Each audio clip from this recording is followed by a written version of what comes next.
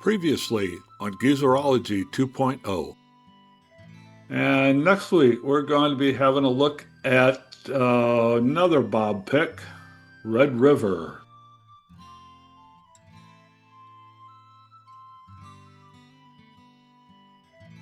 Hello, everybody. Welcome back to Geezerology 2.0.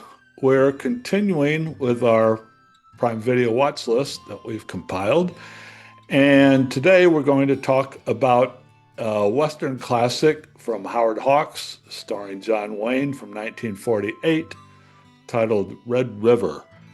And this was a movie that Bob suggested to us. So, Bob, tell us what you liked about Red River. Okay, all right. Well, thank you, Scotty. Red River is considered by many, many critics to be one of the finer examples of classic Westerns, from Hollywood's golden era. The star, obviously, is John Wayne, co-starring Montgomery Clift. Interestingly, this was Montgomery Clift's first movie role. And the basic premise of the film is it starts out with John Wayne and his companion, played by Walter Brennan, wonderful, wonderful classic character actor. They're in a wagon train in the 1850s heading west. Wayne has this idea of building a cattle empire, and he decides to leave the wagon train because he sees what he thinks is great cattle country. Well, as he's getting ready to leave, there is a woman in the train who is his love interest, and she wants to go with him, and he says, no, this is going to be too dangerous for you. I'll come and send for you once I have settled. So he leaves the wagon train, and later they happen to look up and see smoke in the sky, and they realize that the wagon train has been attacked by Indians. And they figure out, hey, the Indians are probably going to be following us. So Wayne and Brennan fort up, and they're attacked by Indians, and they fight them off. And one of the Indians that Wayne slays sees wearing a bracelet that Wayne gave to his love interest before he left the wagon train. So he realizes she's gone. They then encounter a young boy who's a survivor of the wagon train massacre, and he was out looking for a lost cow when the train was attacked. He has the cow with him. He joins up with Wayne and Brennan, and they eventually settle in Texas. And they use Wayne's bull and the young boy's cow to form this big herd. Then we jump forward to right after the Civil War. Montgomery Clift, who portrays a character called Matthew Garth, who is the young boy, has returned from the Civil War. Texas is economically devastated. There's cattle all over the place, but there's no money and no market for them. So Wayne decides he's going to take thousands of head of cattle up north to the market in Sedalia, Missouri, to sell them. Now, so we deal with along the way all of the things that happen to them on the cattle drive.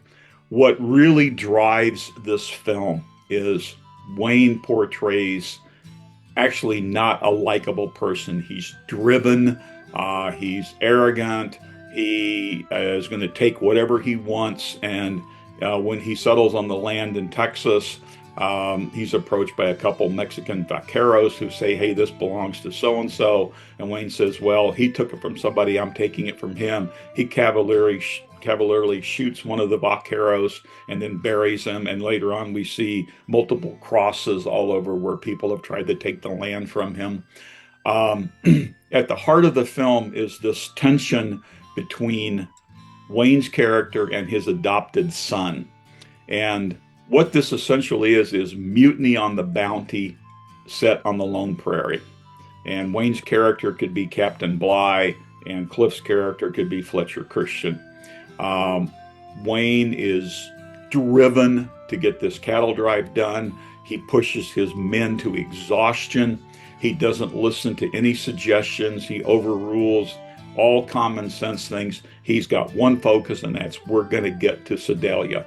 Along the way, they keep hearing rumors about, hey, the railroad is now in Abilene, Kansas.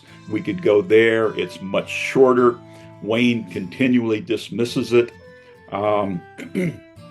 And ultimately, Montgomery Clift rebels against Wayne. and he takes over the cattle drive with the support of the men. Wayne's character vows revenge and says, "I'm going to kill you for this." So the rest of the cattle drive, um, Montgomery Clift's Matthew Garth character and his cowboys are in deep paranoia because they keep looking over their shoulder, expecting this vengeful John Wayne to reappear.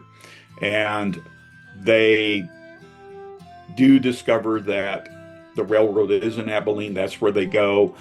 They arrive, they successfully sell the cattle, and then there's the ultimate showdown where Wayne arrives and he and Montgomery Clift have it out. So, this is in many, many ways, I think, a great film. Now, it starts out, in my opinion, kind of weak. You know, Wayne leaves the wagon train, and here's the love of his life, but he just like, I'm gone, and just leaves her without really giving a second thought. It falls into some cliches, when the Indians attack Wayne and his companion. They're forted up at night, and so all of a sudden they hear the bird calls, and that's the Indians didn't use bird calls to attack. There's some stereotypical things in here. There's a character on the cattle drive that's a Native American who's like the second cook. Well, Walter Brennan, keeps referring to him as Injun. And so there's some racism stuff in here. But anyway, I think the beginning of the film is a little weak. And the ending, I think, is actually kind of weak. But in between, when the cattle drive starts, this kicks into a fantastic film. And in fact, Peter Bogdanovich, when he made The Last Picture Show, there's a scene inside the movie theater where a movie is playing on the screen. And it's that famous scene at the beginning of this cattle drive where Wayne's character tells Matthew Garth, take them to Missouri. And you suddenly see cowboy after cowboy, waving their hats in the air and doing the whoopee type thing. And it's a great, great scene. And Bogdanovich picked that to be on the screen in his movie of The Last Picture Show. So the middle part of the film is great. As I said, I thought it was a little weak at the beginning, and the end's a little weak. And then in the middle of the cattle drive, after Wayne has been deposed, the cowboys come across a wagon train under attack by the Indians. And again, it's a cliche of the wagons in a circle and the Indians are riding around and round and around, and which never happened. And of course, then Matthew Garth meets a woman there. They fall in love within 5 seconds, and she ultimately plays a role at the end of the film. So there are some cliches in it, things that I think are kind of sloppy, easy script writing. But the interplay between John Wayne and Montgomery Clift in this film is fantastic. And it's been reported that there was not only that they clashed personally, and that Wayne was the old school type actor, and Montgomery Clift represented the new method style of acting. And Wayne was dismissive of Montgomery Clift, thought that he wasn't manly enough to do a Western. And so there was a lot of tension on the set between these two. And in fact, Clift, after the movie, said, "I'll never do another film with Wayne again." So that real life antagonism, I think, helped some in this film. For his first film role, Montgomery Clift knocks it out of the park. He does a fantastic job.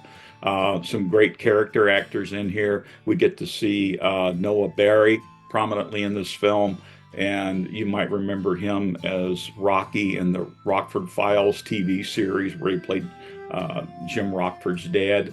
A lot of Walter Brennan's in here doing his Walter Brennan thing. But most of this film is fantastic. The cattle drive across the country, it was filmed fantastically. And Wayne isn't so much an actor, he's more kind of like a force of nature. But in this film, he actually does acting. He doesn't play the type of person that Wayne normally did. This is an unlikable character, and you see actually a physical and mental transformation of this character as the movie goes along. You see him physically breaking down, mentally breaking down, um, like I say, out of character for the stuff that Wayne normally did. And in fact, it's reported that John Ford, the legendary director who made a lot of famous Wayne films, after seeing this film, has said, "Who knew the big son of a bitch could act?" So it is a great film. I think it's got some flaws to it.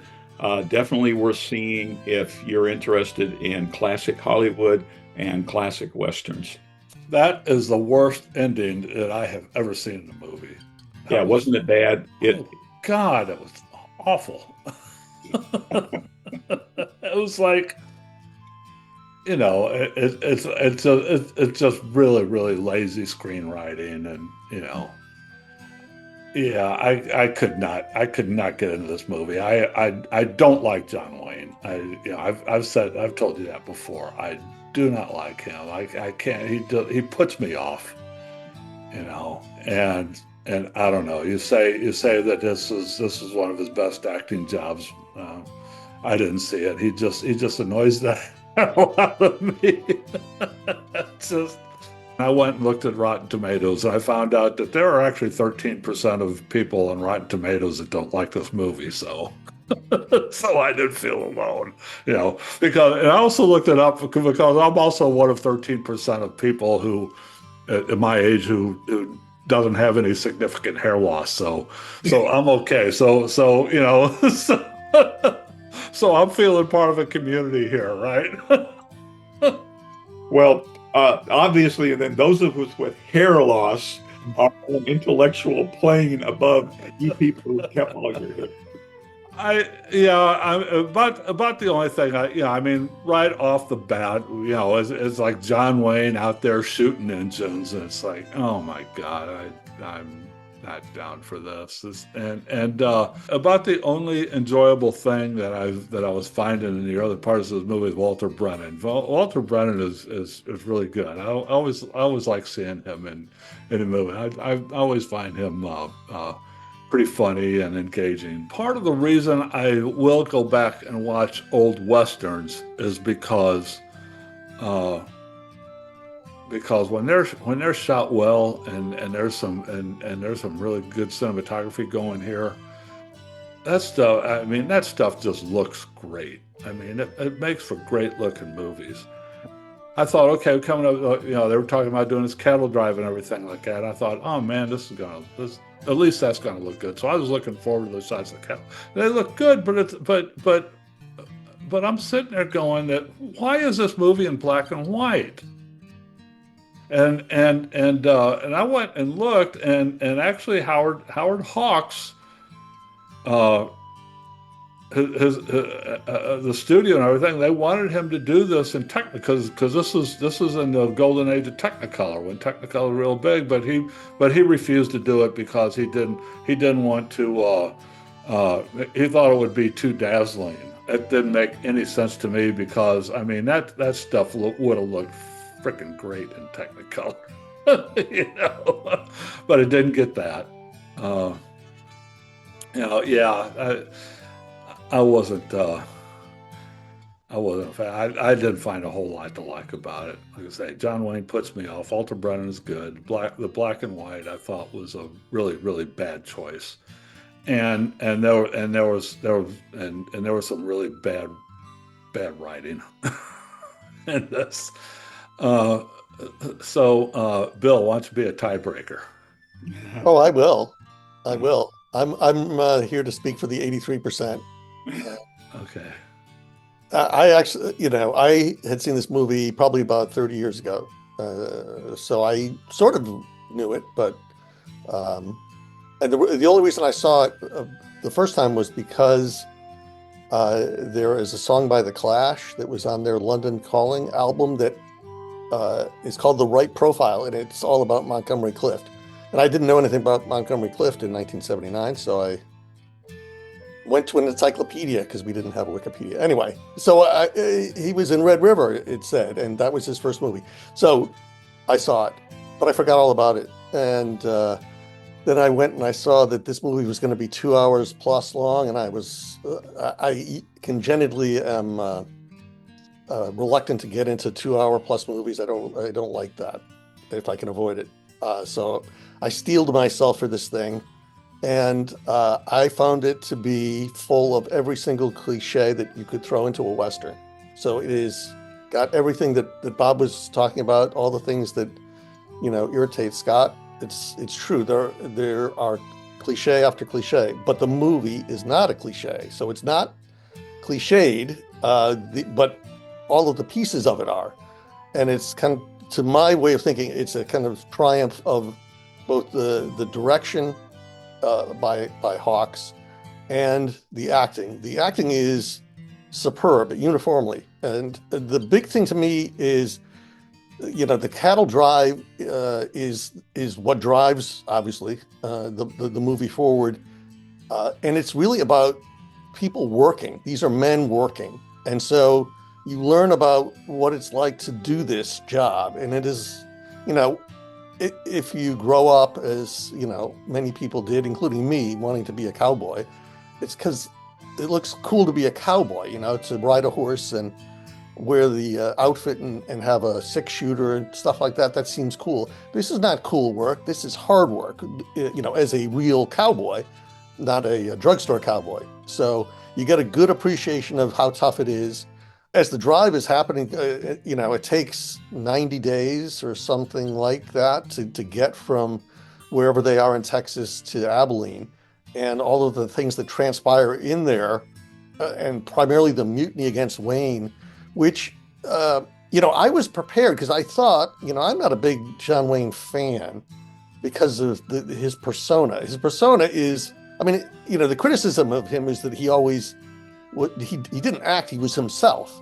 But I know the minute somebody says to me, just be yourself, I automatically am not myself, because I'm thinking about, well, what is myself? So the fact that he's able to kind of pull this off, and he subtly changes through this movie. He is quite likable through most of it, until you can see the accumulation of worry, concern. He's already, he's bankrupt essentially. He's got to get the cows to where he thinks, he knows for sure if he can get them to Missouri, then that will solve his problems. He's not opposed to going to the railroad, but he keeps on asking these people who come back to him or who are talking about the railroad at Abilene have you seen it?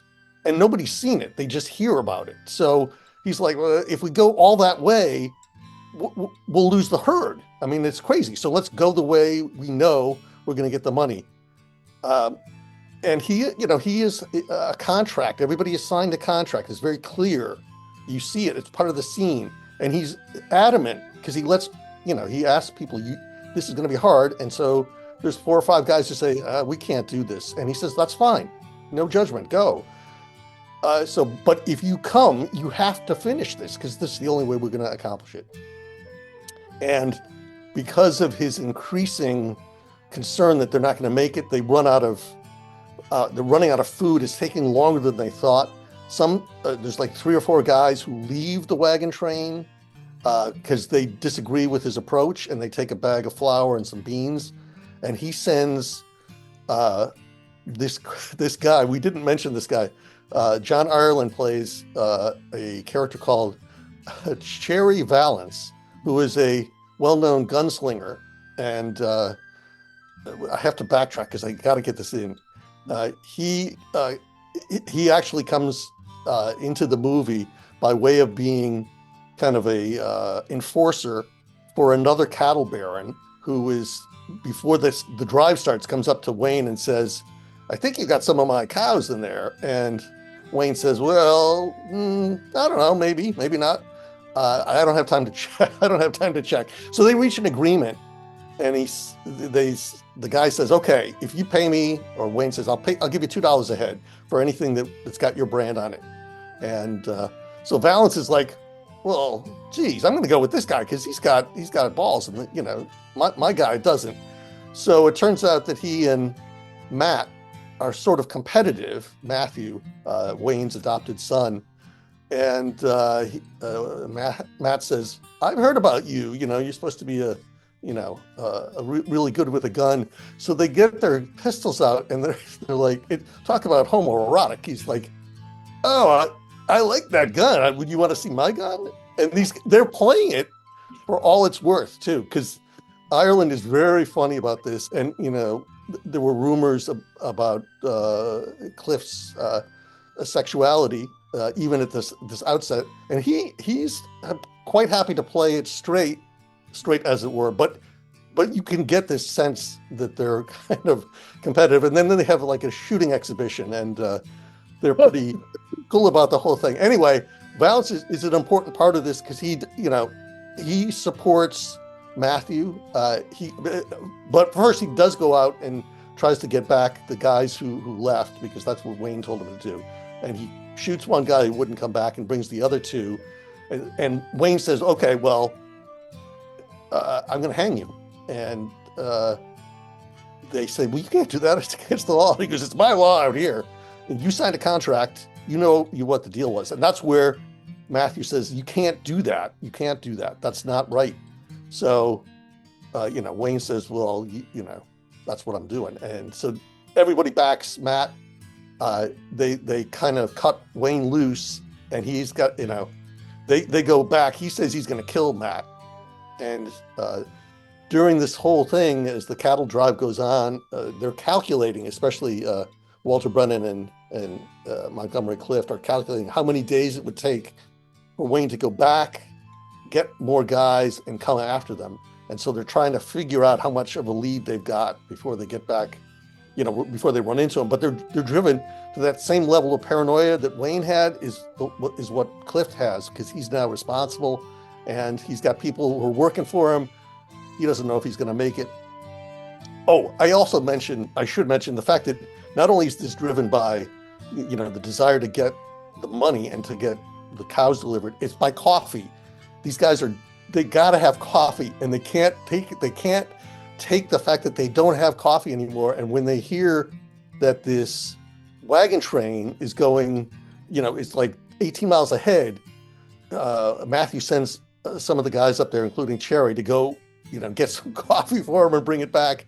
And that's where it turns out that this other wagon train is also under attack by Indians, and where these guys come to the rescue, and they kind of hold off the Indians. And this is where Matt falls in love with Tess, who he gives the bracelet to, the bracelet that Wayne gave to him, that he had given to his love interest, he gives to her. And this is what Scott was alluding to. In the end, this becomes kind of a weird ending. To me, it is weird, but it's a Howard Hawks movie. And Howard Hawks has a very clear desire to have strong women in this movie. I thought that I think it's Jean Drew who plays Tess, and she is very much a Lauren Bacall actress who parachutes into this movie, and so she changes the whole dynamic. She's the one at the end who brings Wayne and Clift together, because she cannot tolerate the fact that they love each other. There is no reason they should be fighting. And this comes within 30 seconds of Wayne, shooting at Clift, because Clift won't draw at him. So he's shooting at his feet.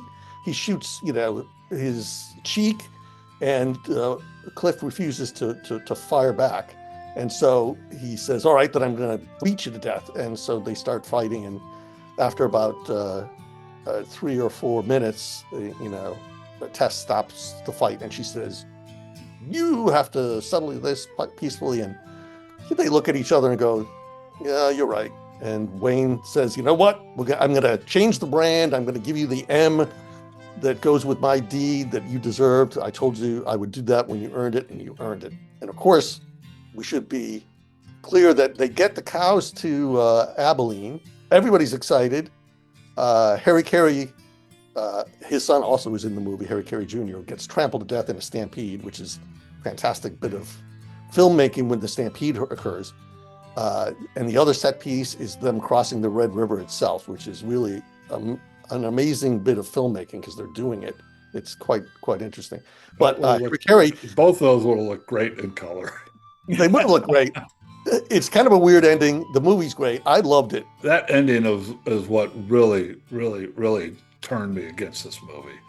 I was starting to come around and say, okay, well, this little piece I'm interested in, that little piece I'm interested in, and then at the end when a John Wayne character walks up and they're going to have he's going to have the confrontation with Montgomery Clift, I perked up. I said, okay, let's see where we go with this, you know, and I said, okay, now we're at the good stuff, and John Wayne starts shooting at him, and everything, and they start fighting, and then all of a sudden she breaks it up, and just like this, they sit down, and Montgomery Clift says, "Well, when are you gonna stop telling me what to do?"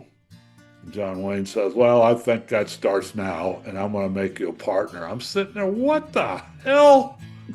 I'm sitting there waiting for this big resolution of this tension, and let's just see how nasty this character really is, and then they give you that, and I've said this before. A lot of times, Indians sometimes can make a movie or break a movie for me. This one, I was kind of coming around to it, and that ending happened, and I just sit there and said, "This is just crap." There was no conviction there, you know. There's no conviction there. It was just okay. Let's wrap this up now. We've been going long enough now. Let's throw this cliche ending out there where everybody's nice and happy, and we're all really one big family. And A more realistic one would have been Wayne coming through, because we also left out the fact that Wayne meets Tess because Montgomery Clift also, after he has saved her and the rest of the wagon train, he says, "I'll come back for you." So we got the parallel kind of relationship between him and her that Wayne had with his love interest. And so he gives her the bracelet.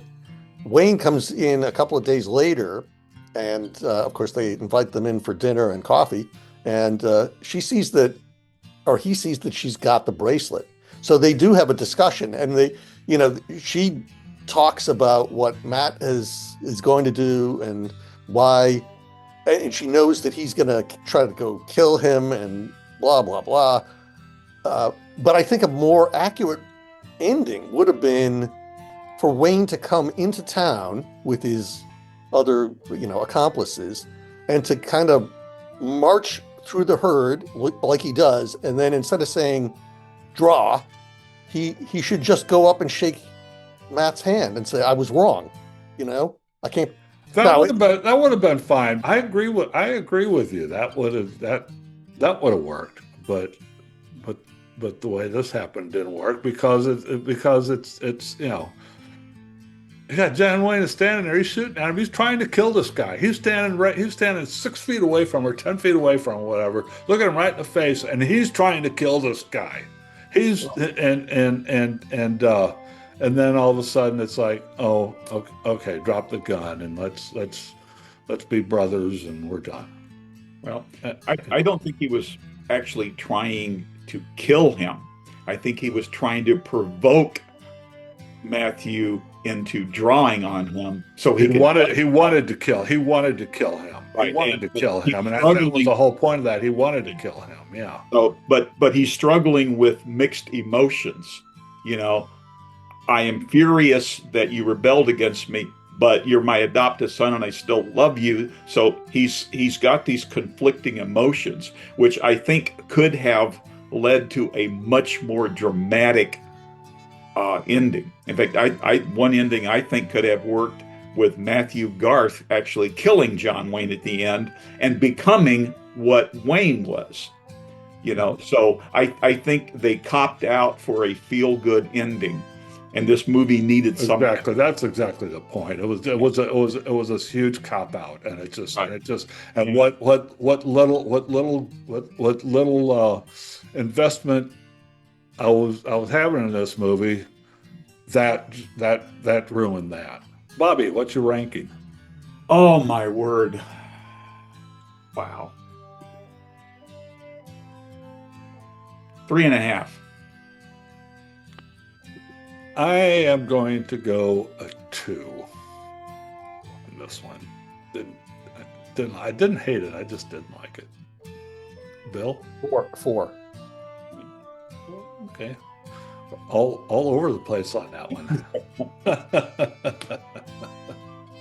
Yeah, well, for me, I thought there were parts of the movie were brilliant, but it got bogged down by some cliches and a little bit of, I think, sloppy script writing.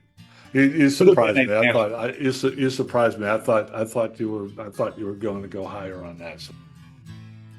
Did you enjoy this video? If so, please smash that subscribe button and drop a comment to let us know what you think about the movie we just discussed. Thanks, everybody. We'll see you next time on Geezerology 2.0.